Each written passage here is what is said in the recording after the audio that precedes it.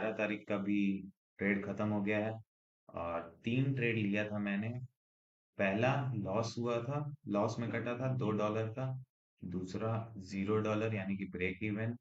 और तीसरा मेरा लॉस हुआ था 2.65 नहीं $64 का। तो मैं आपको पीएनएल दिखा देता हूँ पहले। और एक बात, मैंने पिछले कुछ वीडियोस में देखा देखा ही नहीं कि पीएनएल आप लोग को दिखता नहीं है। बाद में हमको दिखा कि आप लोगों को पीएनएल नहीं दिखता, इसलिए हमको खींच के इसको ऊपर करना पड़ेगा। अब दिखेगा। तो यहाँ पे देख सकते हैं आप, पहला ट्रेड में $2 का लॉस, दूसरा में $0 का प्रॉफिट, मतलब प्रॉफिट क्या, ब्रेक इवन। और तीसरा में $2.64 का लॉस। ठीक। अब यहाँ पे फिर से वही गलती, कैंडल क्लोजिंग का वेट नहीं किया और एंटर कर गया।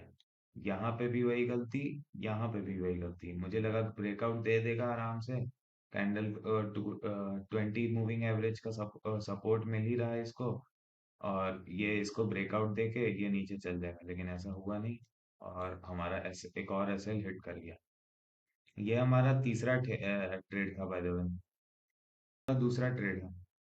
तो इसमें मैंने क्या किया था कि मतलब मुझे बहुत शार्प फॉल दिखा था। पूरा दिन ये मतलब गिर ही रहा था मार्केट गोल्ड का। पूरा दिन देख सकते हैं आप, यहाँ से जो गिरना स्टार्ट किया यहाँ तक गिरते ही आया। तो मुझे लगा अब इसका कुछ रिवर्सल का चांस हो सकता है, बन सकता है रिवर्सल का चांस। तो मैंने यहाँ पे एंटर किया, और इसमें भी वही गलती किया कि क्लोजिंग से पहले मैंने एंटर किया। और कह सकते हैं कि इसमें मैं लकी था कि मेरा एसएल हिट नहीं किया, नहीं तो एसएल तो हिट करना चाहिए था क्योंकि मैंने गलती किया था। तो ये मैंने जैसे ये यहाँ पे पहुंचा था, तो मैंने अपना एसएल ट्रेल करके ब्रेक इवन पे ले आया, और इसीलिए हमारा ये ट्रेड, जो दूसरा वाला ट्रेड था, ये वाला ब्रेक इवन पे क्लोज हुआ है। ठीक है। और हमारा तीसरा ट्रेड ये था, पहला ट्रेड ये था।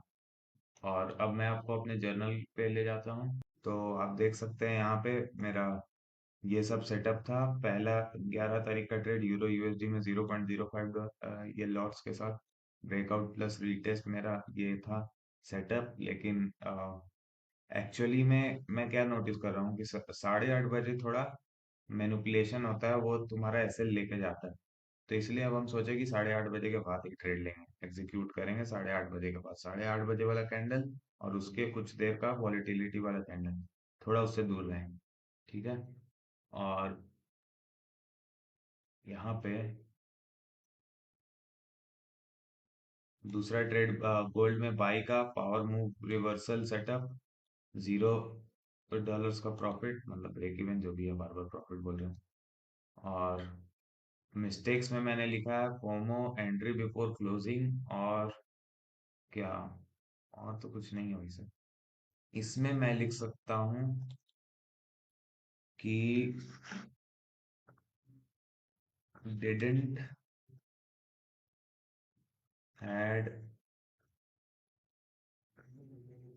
a predefined SL। इसमें पता है मैं क्या कर रहा था, मैं अपना एसएल बार बार ऊपर कर रहा था, सेल ट्रेड था, बार बार एसएल बढ़ा रहा था। मतलब कि मैं श्योर नहीं था कि मुझे कितना एसएल रखना चाहिए था ब्रेकआउट, क्योंकि मैंने कैंडल क्लोजिंग के पहले ही एंट्री ले लिया था।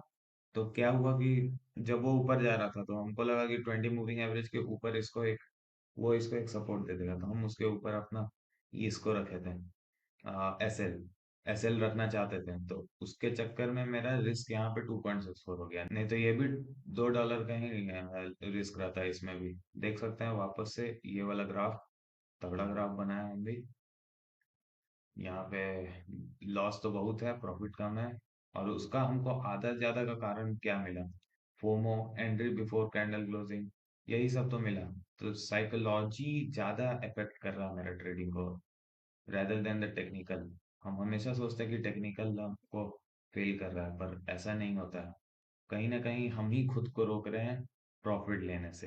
कहीं ना कहीं हम ही खुद को ये कर रहे हैं, मतलब कि लग रहा है कि अपॉर्चुनिटी मिस ना हो जाए, लग रहा है कि ये पैसा कमाने का मौका मिस ना हो जाए, और इसीलिए हम एंटर कर दे रहे हैं कैंडल क्लोजिंग का पहले। और अब देखते हैं अगला दिन हम क्या इम्प्रूव करते हैं, या फिर तिहत्तर जैसा सेम ही रहता है। तो मिलते हैं अगले दिन। आज मतलब आज ही के दिन ही वो ट्रेड लेंगे, ये तो हम बताते ही हैं कि अगला दिन हम रिकॉर्ड करते हैं। ठीक है, मिलते हैं अगले दिन।